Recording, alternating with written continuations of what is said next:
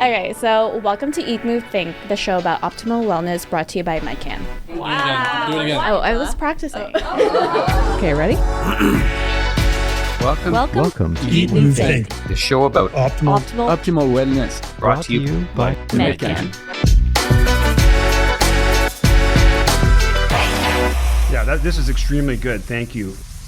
For thousands of years, human beings worked physical labor whenever it got dark and we went to sleep, and then we woke up with the sun. Yeah. And today we have tablet computers and phones and social media. Yeah. It's all keeping us up later than we've ever stayed up, and we're waking up earlier to work. And so what's happening is society in general is existing in a state of sleep deprivation. Yeah, sleep deprivation actually has a lot of serious effects on your health, whether you're just sleep deprived for one day or over the long term. And they're not necessarily things that you can feel yourself, but they're things that can really slow your reaction times, make you less able to make decisions on the spot, things that actually do affect the way that you do your work, the way you interact with people you love. It's important to get a good night's sleep in more ways that you think.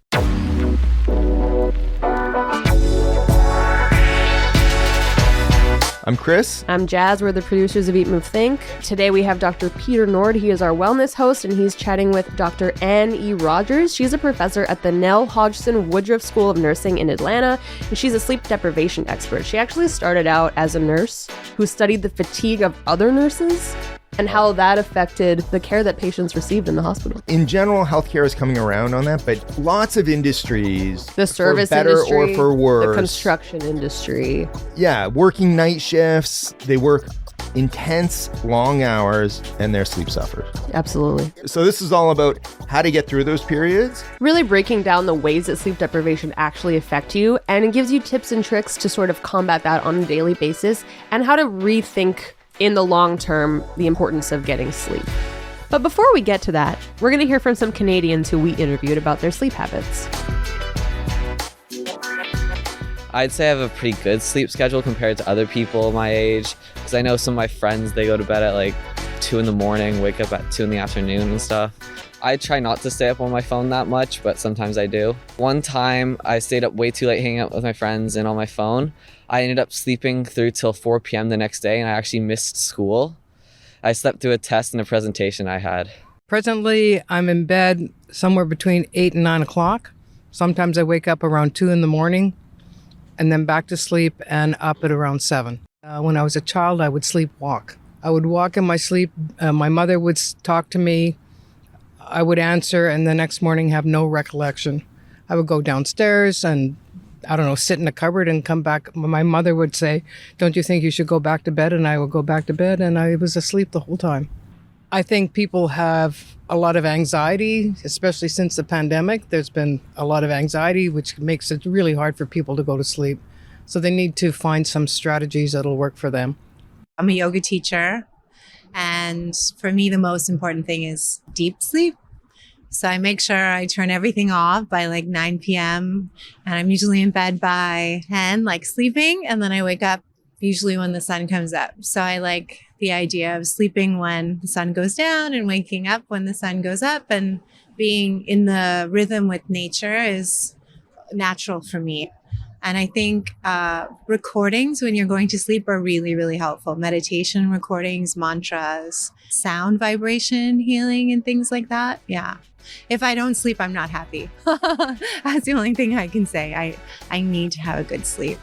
Here's Dr. Peter Nord interviewing Dr. Anne E. Rogers.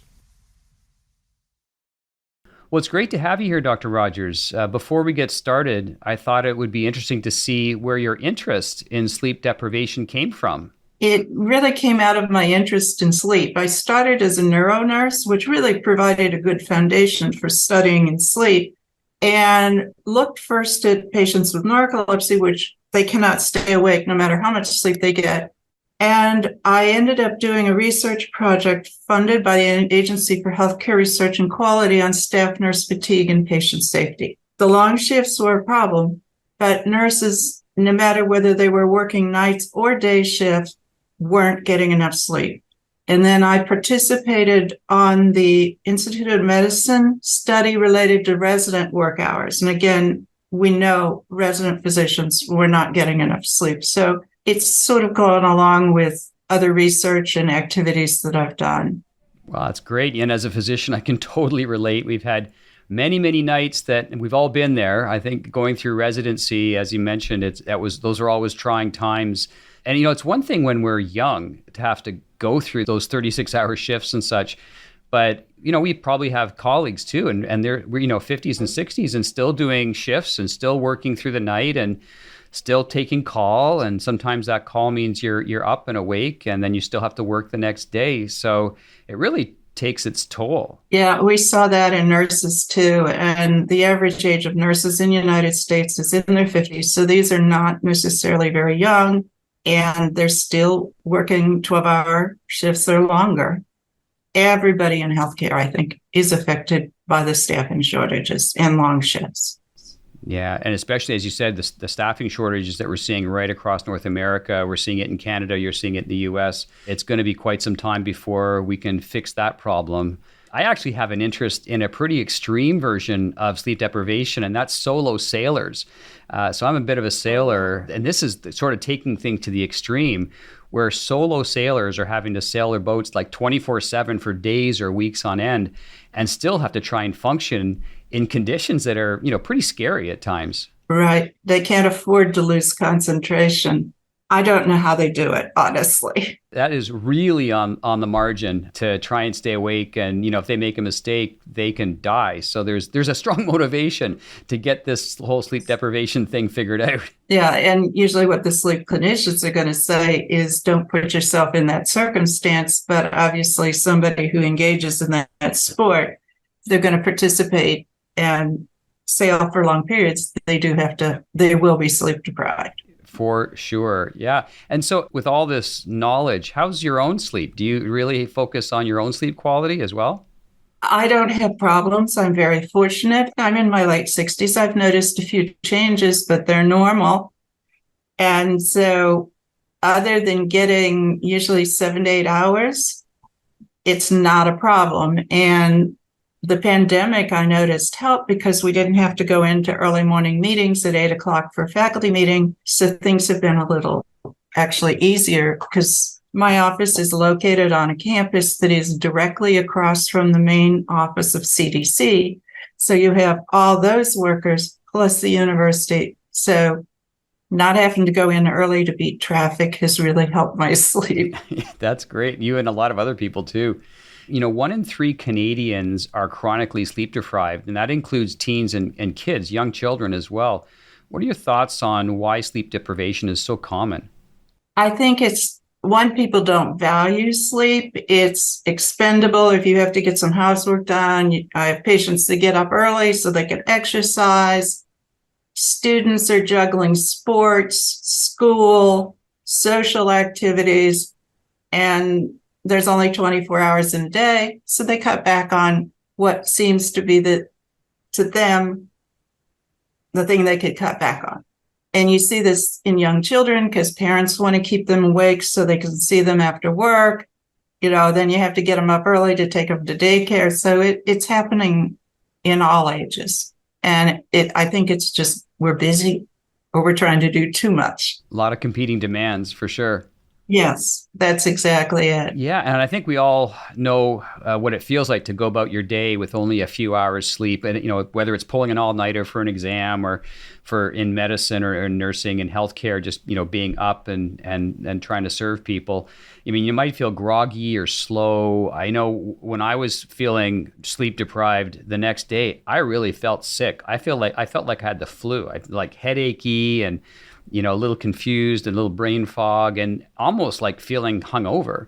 Can you break down why that happens? Like, what are the ways that a lack of sleep can affect the body and the brain, at least in the short term? And then maybe we can talk about the long term after that. People are also quite irritable. They may not sense it themselves, but you can tell if your colleagues are sleep deprived because they're a bit cranky. They try to hide it. I think it just affects our learning and memory and problem solving. We know in the long term it affects glucose metabolism, insulin resistance, which are all associated with the development of type 2 diabetes. It can raise your blood pressure. It alters your appetite. when you're sleep deprived, it bumps up leptin and ghrelin, which are the hormones that regulate appetite. And if we were starving, it would make sense that we would crave high-fat foods and, stay awake to go hunt our food. But most of us aren't starving. And then that upregulation of leptin and ghrelin, you're more likely to reach into the candy jar as something rather than cooked broccoli or something that is healthy. So, people are getting up early to exercise and lose weight. They're also changing their metabolism, and they're going to crave high-fat junk food. So it's a vicious circle. But we know long-term, one night of sleep deprivation you can cope with. The resident that does it several times, their glucose regulation will normalize, but it takes longer to normalize glucose metabolism when you do it repeatedly. Fortunately, our residents are fairly young, but if you've got an attending on call or an older nurse or maybe pilot, air traffic controller, they're not going to return to normal as quick as a young person when they're sleep deprived.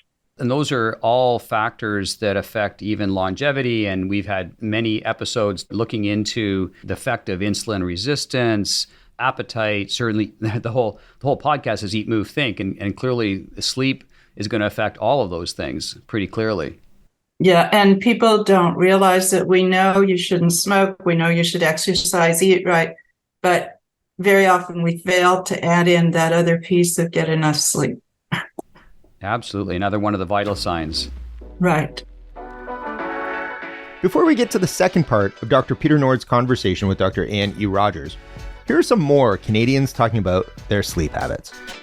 I'm staying with a friend, so I'm sleeping in a couch. So it's very weird, It's like I gotta sleep when he goes to sleep, but I sleep well. I got a lot of dreams. My dreams are very weird. I really like to sleep, because I can control my dreams. So I can fly and do stuff that I can do here. The older you get, the more you have to be a bit of an adult about it and go to bed at a reasonable time, because you can't just party forever and then, go roll through work on 2 hours. My boyfriend and I just flew to London, England this weekend to see a show at a venue that was closing. So we took the red eye on Friday night, got into London at 6 a.m, went to the show at noon that day, were there from noon until midnight, and then got on a plane on Sunday afternoon and came home. So no sleep schedule. We maybe got 3 hours of sleep on the plane, and by midnight or 1 a.m. on Saturday night, we were both just so tired, so dead. It was worth it. I have no regrets, but I'm sure this week we'll catch up a little bit. Yesterday was okay. Today I'm feeling a little slower. I read a stat that being sleep deprived is the cognitive equivalent of drinking 5 or more alcoholic beverages. Now, obviously, everything depends on your size. And as you said, is it a cumulative sleep deprivation? And again, for me, when I was really tired the next day, I really would feel headachy and almost like I had been drinking the night before. I personally had a bit of that. But is that something that's going on inside the brain, or is there some pathophysiology in the brain? I'm not sure the mechanisms behind it, but the study, I don't think, said 5 drinks or whatever. They said legally intoxicated on the original study. And they used the legal level of intoxication that's used in Australia and some other countries, which is more stringent than in the US. But what it affects is your cognitive processing speed, your ability to problem solve and concentrate, and your risk of making an error goes up. Just like if you're drinking, you're not going to have an accident every time you drive home drunk, but you're more at risk. The person that's sleep deprived is more at risk of making an error. You can do something that you're routinely used to doing, figure it out, no problem. Add 2 numbers, that's not a problem. But when you have to come up with a creative solution and you haven't had enough sleep, that's where the problem comes in. And that's very critical for the ICU nurse regulating a drip that regulates blood pressure, the physician in the OR or emergency department that's having to figure out what's going on the spot. So it affects our problem-solving skills. Right, and certainly affects those around us then by proxy. So the patients that are around us, or if we're driving a car, the people that might be on the road or pedestrians. So clearly not getting enough sleep is not just unhealthy, it can be very dangerous for people around us. So what about the long-term effects of sleep deprivation? You've done a lot of research into the relationship between sleep deprivation and disease, and you've mentioned hypertension. What other risks come from chronic sleep deprivation, so long-term deprivation? Well, long-term is real hard to measure because you can't ethically deprive somebody of sleep for long periods. They have shown in animals that they lose weight, their metabolism was altered, and these rats died earlier. The only thing they can do is look at the risk of disease going up, or they take the nurses' health study and have followed nurses. How long have they worked? Have they worked night shift? What's the sleep? NHANES, which is run by the CDC, a study that they very carefully monitor people, and they do ask questions about sleep and health and blood pressure and diabetes. So it's not a clinical trial where you've experimentally deprived somebody of sleep. It's cross-sectional, and we can say they're associated. They can't say it's a cause. Mm-hmm. They can measure in the lab, stay up all night and what your glucose metabolism is like short-term, but you can't ethically do anything like that long term. Yeah, we just have to watch it. Yeah, for sure. An association and longitudinal studies where you can follow people and put them into different buckets. Thinking back when I was in the U.S., Florida Hospital, I think, I was struck at the time because one of their hospitals had their mission statement actually included a good night's sleep, which I remember to this day, and that was quite some time ago. And I remember thinking this just makes perfect sense because it almost sounds like an anathema to being in a hospital where there's lights are on and there's machines are binging and there's lots of noise around. But it was actually their commitment to their patients that they were going to have a good night's sleep. And when I talked to the chief medical officer who was thinking about it, he was really focused on the healing. So if you're not sleeping, you're not healing. You're not doing much, again, for your glucose metabolism, your blood pressure, and you're just not healing and certainly not having the kind of experience that they were going to be proud of. So they actually embedded a good night's sleep into everything that they did in terms of visiting hours and lighting and soft noises, and people didn't speak in loud, and the machines were turned down and they were kept in certain areas. So, not rocket science, but what a difference it would have made. Yeah, and a few hospitals have done that, but there was a study that just came out about sleep in hospitals, and it was pretty terrible. But there are even ICUs that have changed their monitoring protocols. They've enforced a quiet nap time, try to avoid tests unless it's an absolute emergency in the middle of the night. And they're showing there's less ICU psychosis where people get very confused in the ICU environment. The length of stay is shorter, and that's a key for lower cost, but it also, the shorter you're in the hospital, the less chance of infection, picking up an infection from the hospital environment. So shortening the length of stay by simply keeping the noise down, restricting when you do procedures, and obviously if it's an emergency, you're going to take care of it, but most things are an emergency. And do you really need to ask somebody who they are, where they're at, and who the president is every 2 hours, which we used to do neurochecks wise, unless they're acutely bleeding or new head trauma? You don't need to do that night after night. Yeah, absolutely. And as you said, you do not want to be in any hospital a day longer than you absolutely need to be. And so anything we can do, it's not only is it great for health, for the hospitals, it's great for the bottom line too, because they can get that next person in and continue to empirically help as many people as we possibly can. So that's great. And just in terms of misconceptions, what do you think are some of the biggest misconceptions that you've heard about sleep or sleep deprivation? Oh, you can get by with, 4 hours, 6 hours, whatever. People say maybe everybody needs 6 or 7, but I'm the exception. They're not. That you can catch up on it. You really can't. That it may not be necessary. It really is, because there's evidence that memories are moved from short-term to long-term stores during dreaming sleep. So if you're going to stay up all night to study for the exam, one, you're going in sleep deprived.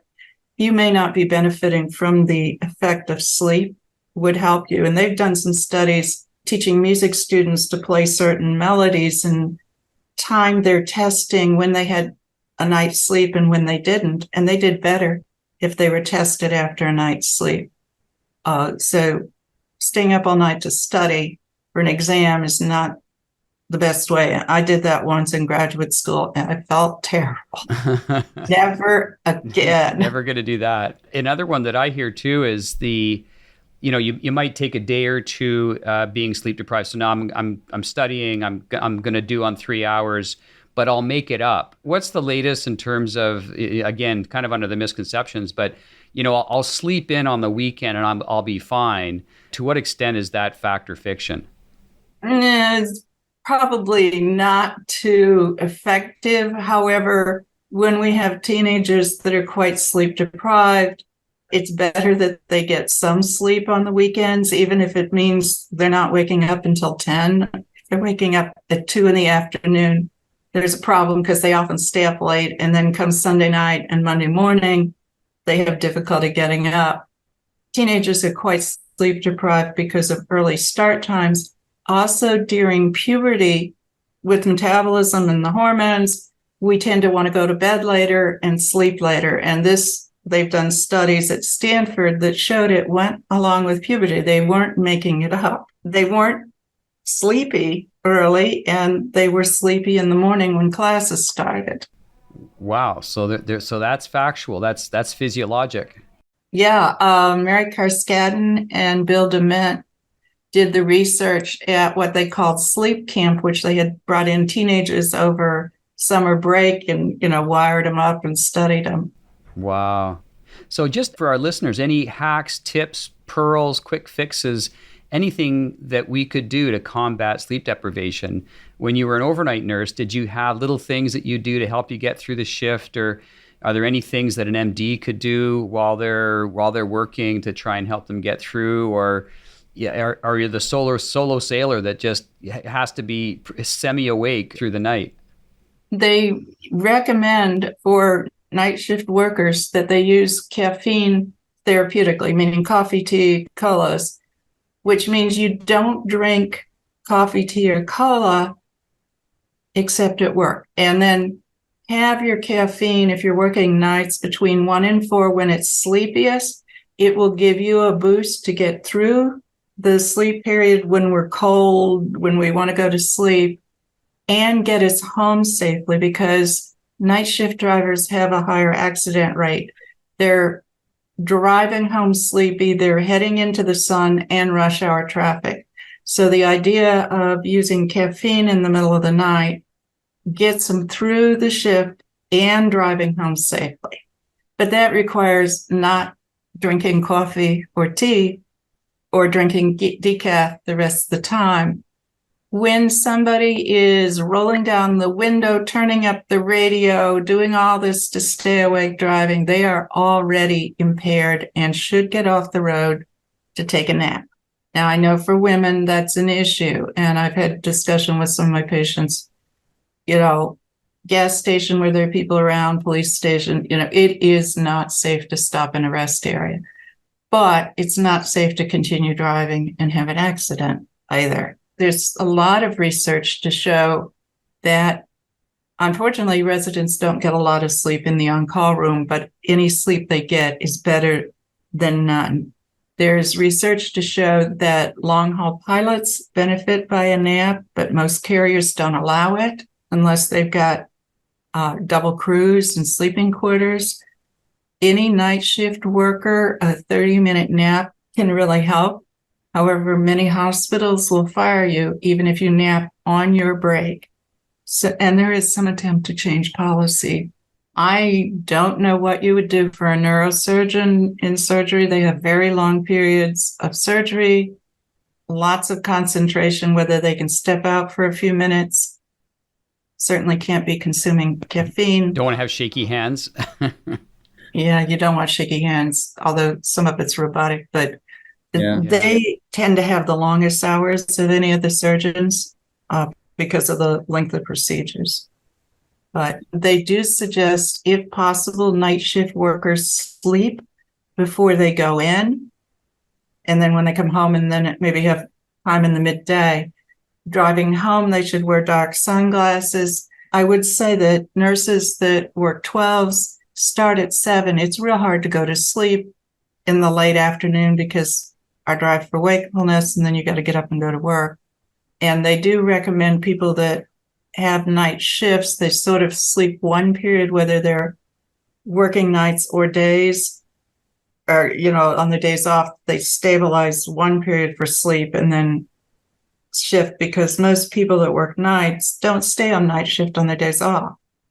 And I've seen that compared to flying back and forth to Tokyo every week. All of us have had jet lag. We do encourage people to get out in the sun when they wake up, especially if they're an early morning shift worker.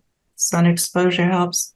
Night shifts are just really hard. Your body is designed to sleep. If you work in transportation, healthcare, nuclear power, you got to stay awake. Yeah, and be safe at the same time. That's on the sleep deprivation side. So let's flip to the positives now in terms of how to improve sleep hygiene. So we've realized, sleep is super important. What kind of things can our listeners do that'll make them more likely to have a really good quality sleep? Knock off the caffeine early in the day, especially if they're sensitive. One thing that's hard to do these days is not use your phone, your iPad, your computer, or your TV screen within 1 to 2 hours of going to sleep, because the blue light from that dampens your melatonin response, which is associated with being able to fall asleep. So, I know college students say, well, I've still got to write my paper. I can't just give up an hour or two for bed, but that will help. If they wake up in the middle of the night, hopefully they can go back to sleep quickly. If you can't fall asleep quickly, they recommend getting out of bed, quiet environment, dim light, maybe reading a book. Don't turn on the TV. Do something quiet and then go back to sleep. Don't use the iPad or phone. And a lot of people use their phone as the alarm clock, so turn it over so you don't get the light from it. And if you wake up at night, don't look at your phone. And that's what people with insomnia do. They look at the clock and, oh no, something bad going to happen.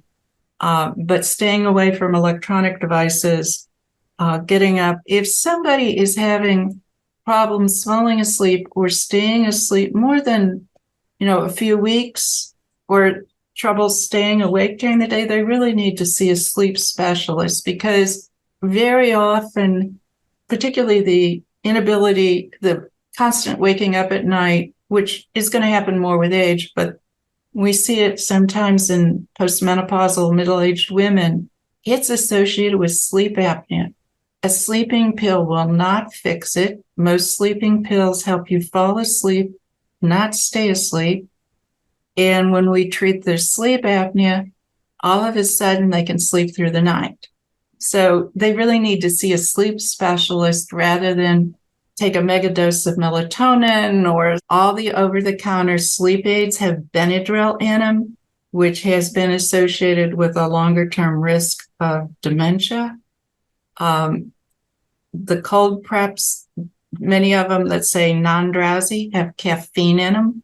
And right now the allergy season has just begun in Atlanta, so I'll admit I was tempted to use the Benadryl, but it wasn't that bad yet. And the sleep specialist will go over what medications they're taking because some of them can cause problems. They're going to look at their general health because people with severe heart failure often have trouble. Somebody who's asthma isn't managed well, maybe waking up with an asthma attack at night. So we're going to take a look at their overall health, their overall sleep. If it looks like there's sleep apnea or something, they may do a home test or an in-lab test to make sure you're breathing at night. I mean, it's irritating to be awakened, but it's actually your brain keeping you safe because you're waking up to breathe with sleep apnea. The throat is closing off somehow, and the brain senses you're not getting enough oxygen, so they have very short arousals. The patients may not realize it, but the spouse or partner is more aware of the snoring. So if they're having problems anybody's having problems with sleep, more than a few weeks or a couple months, they really need to be seen rather than resorting to, it doesn't hurt to remove the caffeine, but that probably won't solve all the problems. And taking a lot of the over-counter meds aren't going to help either. Yeah, sounds like, well, it's all great advice. So just sort of starting to wrap up, if you had to pick 3 most important things that we can all do for our sleep health, what would they be? Make time for sleep, prioritize it. The housework can wait. The exercise can be done at a different time of day.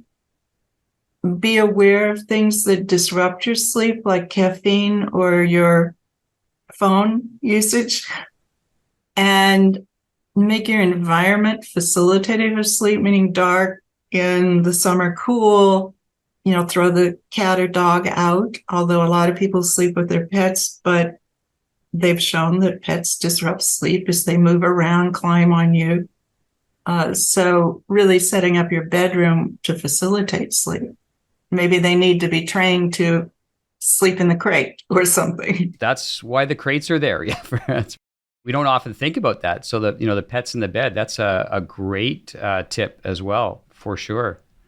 Well, so clearly a good night's sleep is really essential to a long and healthy life.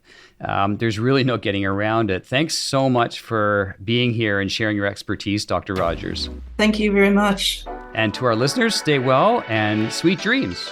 Yes.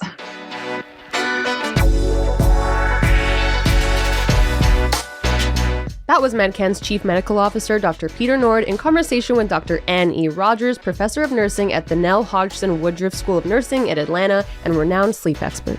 Learn more about the ways that Medcan can help you get a great night's sleep by emailing bookingteam@medcan.com. You can follow Medcan on Twitter and Instagram at MedcanLiveWell. We'll post episode highlights and other links you can visit on our website at eatmovethinkpodcast.com. Say hello and tell us your craziest sleep story by emailing us at info@eatmovethinkpodcast.com. Eat Move Think is produced by Ghost Bureau. Jasmine Ratch is managing producer. Social media and strategy support is from Chantal Gertin, Andrew Imex, Emily Bozick, as well as Amanda Serafina James and Naman Dutta, our interns. Executive producer is me, Christopher Shulgin. And we'll be back soon with a new episode examining the latest in health and wellness.